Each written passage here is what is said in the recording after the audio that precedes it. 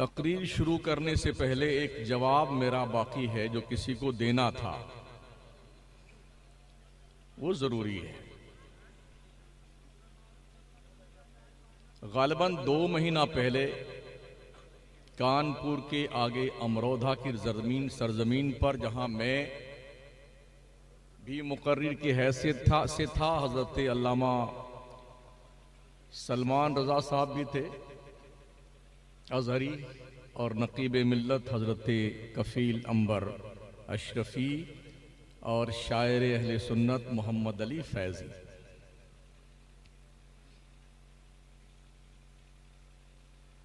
उस मौके पर जो जलसा वालों का तौर तरीक़ा था, उस हवाले से मैंने कुछ पब्लिक को सरजनश की थी। तो उस पर हमारे इसी इलाके के एक नकीब साहब हैं जिन्हें जावेद सिद्दीकी कहा जाता है, उन्होंने कोई बकवास करी थी, उसका जवाब मुझे देना है।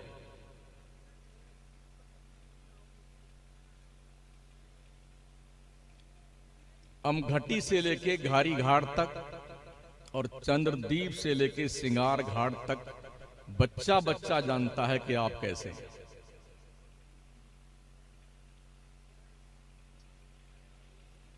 मुझे किसी के जातियात पे गुफ्तगू नहीं करनी है, सिर्फ जवाब देना है। मुझे बाद में मालूम पड़ा कि इनको मिर्ची क्यों लगी।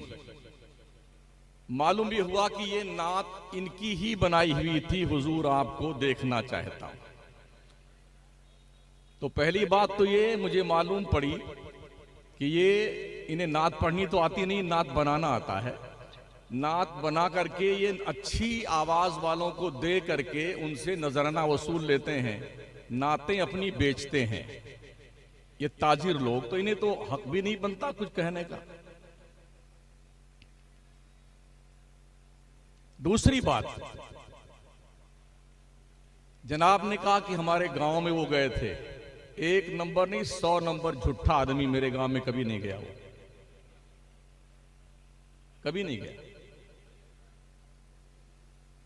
तीसरी बात, उसने कहा हम उनके बाप दादा को जानते हैं। तू क्या, तेरा बाप दादा भी मेरे बाप दादा को जानता है। और इस इलाके में जो भी कहीं रहता है, हर एक एक दूसरे के बाप दादा को जानता है। तो इसमें कौन सी फजीलत की बात हुई कि तुम हमारे बाप दादा को जानते हो। यह भी सफेद झूठ है। जो हमारे दादा का इंतकाल हुआ था, तब ये जनाब चड्डी पहन करके घूमते थे, हमारे दादा को जानते। हाँ, इनके बाप दादा जरूर जानते हैं हमारे बाप दादा को। अल्लाह का शुक्र है कोई मंगते और फकीर खानदान के नहीं, हम जमींदार हैं, जमींदार पुश्तैनी। दर्जनों लोग पलते रहते हैं, इसलिए हमें अपने शजरे नसब पर भी नाज है, फख्र है। जो लोग टुकड़ गिद्धे होते हैं ना, वो ऐसी बकवासें करते हैं। उस बेहुदे ने ये भी कहा कि हमारे गांव में देवबंदियत हमारी वजह से फैली है। वाकई में अगर तुम अपने बाप की असली औलाद हो तो सामने आके ये बात बताओ, सामने आ। इस इलाके में देवबंदियत किसने फैलाई, बच्चा बच्चा जानता है।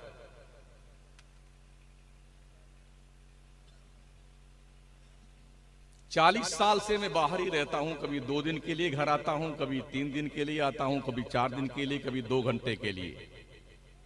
तो इलाके में जो रहता है जिम्मेदारी उसकी बनती है ना, सुन्नियत बचाने की।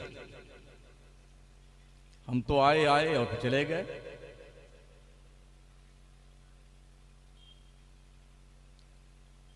उनके यहां शादी में ये था वो था, किसकी शादी में वहां भी नहीं आता है। एक एक को मदरजाद नंगा करके रख दूं मैं, अगर अपनी असलियत पे जाऊं तो। हम अपनी शादी में, अपने बच्चों की शादी में अपने भाइयों की शादी में, अपनी बहनों की शादी में किसी को बुलाए हैं तो कुल हाथू बुरहानकुम इन कुंतुम सादिकीन, दलील लाओ। हम ये भी नहीं जानते कि इलाके में कौन कौन देवबंदी है, कौन कौन सुन्नी है, इसलिए कि हम बचपन में जब यहां रहते थे तो कुछ जानते थे, अब तो जानते भी नहीं कौन है कौन नहीं है।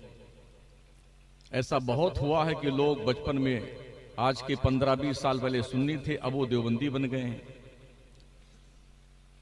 और ये नहीं देखा गया है कि कोई भी देवबंदी सुन्नी बना हो। एक सिंपल मुझे बता दो आप,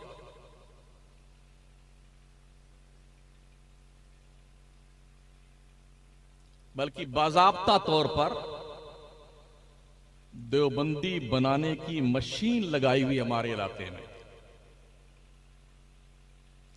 कोई देवबंदी वहां खा रहा है और आप यहां खा रहे हैं तो उसकी देवबंदियत कूद कर आपके प्लेट में आ गई, सबका निकाह टूट गया। अबे झूठे कहां लिखा हुआ है? अपने असली बाप की कोई औलाद हो, मुझे दलील बताए तो सही।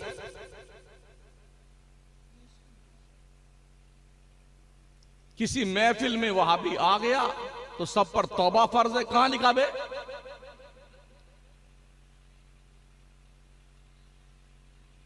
वजह यह रही कि हमारे इस इलाके के जाहिल सुन्नियों को यही बकवास सिखाई गई है। कुछ पीरों ने अपने रोशनदान से यही बदतमीजी के बोल कौम को घोल घोल के पिलाए, गुंडागर्दी के।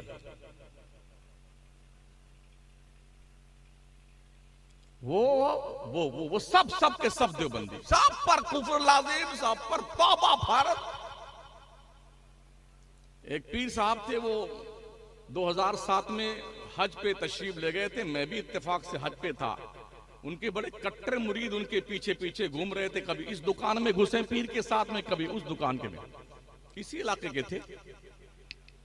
तो मैंने उस मुरीद को पकड़ा, मैंने कहा हजरत से पूछो ये वहाबी देवबंदी की दुकान में क्यों घुस रहे हैं?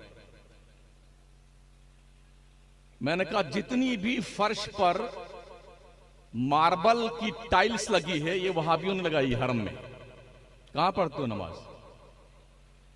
जो चटाइयां और दरियां कालीन बिछी हुई हैं हरमैन तैयबैन में, वहाबियों ने बिछाई। जमजम का पानी निकालने की मशीन वहाबियों ने लगा रखी। जो पानी पीने का गिलास है वहाबियों ने मंगवाया। ऐसी जो हरमैन में लगी है वहाबियों ने लगवाई। वीजा वहाबी ही लगाता है आपके, तो तुम हज भी करने ना जाओ, उम्रा भी करने ना जाओ, क्यों जाते हो? कौम की आंखों में धूल झोंकते हो? क्या हर वहाबी काफिर है? बड़ी जिम्मेदारी के साथ अर्ज कर रहा हूं, कोई माई का लाल एक प्रूफ बताए मुझे। सारे बेटे यही खुराफात कर रहे हैं पूरे इलाके में, वहाबी काफिर, वहाबी काफिर। महा झूठा है ऐसा कमीना आदमी जो कहता सारे वहाबी काफिर हैं।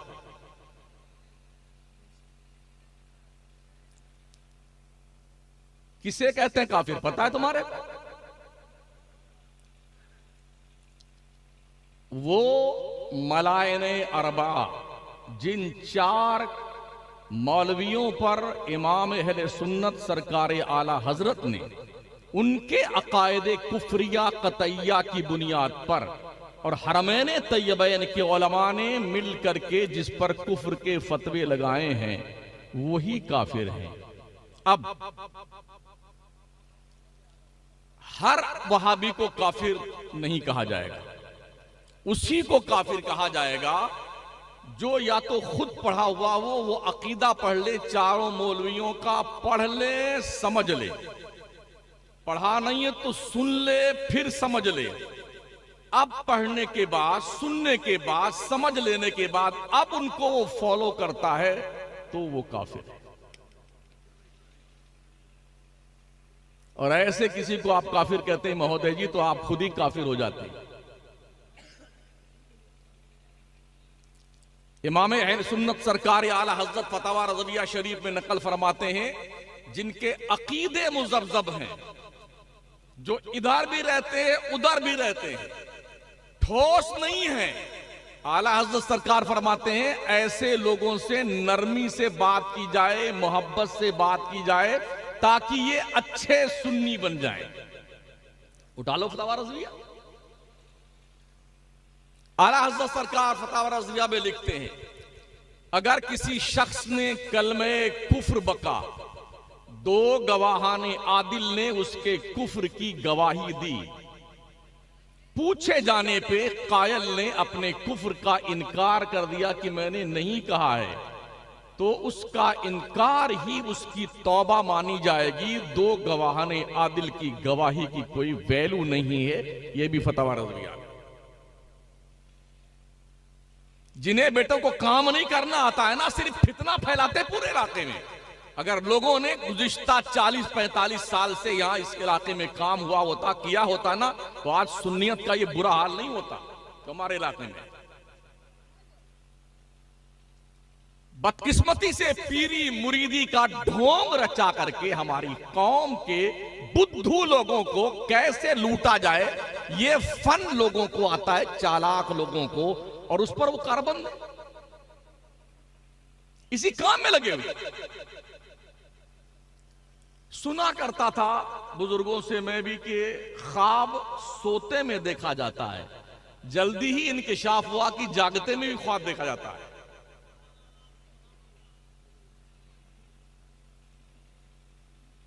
मुझे डर लगता है कहीं ऐसा ना हो कि लोग अपने पीरों को खुदा लिखना शुरू कर दें। गौस, कुतुब, अब्दाल, कलंदर, मस्तान, ये फला जो चाहो बना दो, कलम अपना है, कागज अपना है, दवा अपना, जो चाहो बना दो। इसलिए कि कौम का अकीदा अल्लाह की तरफ से फेर करके पीरों और मजारों पे चादर गागर फूल की तरफ मोड़ा जा रहा है। उस बात को लेकर के एक मौलवी साहब, मुफ्ती साहब आते हैं इस इलाके में तकरीर करने के, मुरादाबाद के हमाद साहब कोई, उनके भी पेट में दर्द शुरू हो गया। उन्होंने भी कुछ बकवास करी। मैं समझता था मुफ्ती लिखते हैं तो शायद होंगे भी मुफ्ती, मगर ये ख्याल मेरा गलत निकला। अगर मुफ्ती होते तो ला तकरबुस सलात पढ़ करके वांतुम सुकारा छोड़ के नहीं बैठ जाते। आधी अधूरी बात सुन करके किसी पर ऑब्जेक्शन करना ये पागलों और बेवकूफों का काम है। तो इसलिए बड़ी जिम्मेदारी के साथ मैं अर्ज कर रहा हूं, अल्लाह का शुक्र है पूरे मुल्क में इसी ढंग से तकरीर करता हूं, कश्मीर से लेकर कन्याकुमारी तक, और खूब एड़ियां रगड़ रगड़ करके मर गए लोग, कुछ नहीं बिगड़ा शमसुद्दीन का। मेरा रब मेरे लिए काफी, हस्बुनल्लाह व नेमल वकील, नेमल मौला व नेमल नसीर। जावेद जैसे कितने टुकड़ गिद्दे हैं ना, हमारे टुकड़ों पे पलते हैं, मकराना में भी और घर पे भी।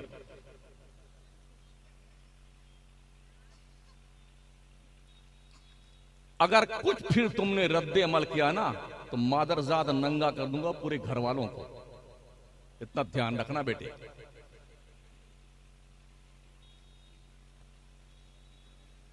दुरूद शरीफ पढ़िए।